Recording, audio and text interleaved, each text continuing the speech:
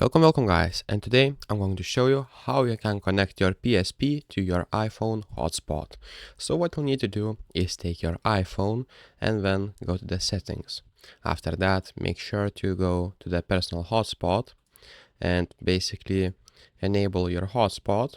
Right here you'll see your Wi-Fi password that you're going to use for PSP to connect it. So make sure to change that or just remember it. And after that, make sure to maximize compatibility because PSP is an old device, so it will help.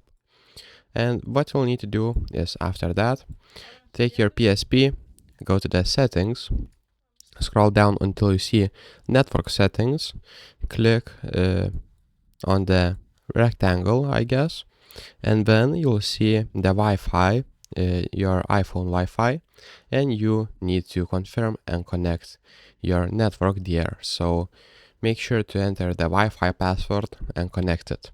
If that doesn't work, make sure to turn off the compatibility mode and try without it. That should fix your problem. So if this video was helpful, please make sure to subscribe to Guide to Everything, comment down below for the algorithm, and see you in the next one.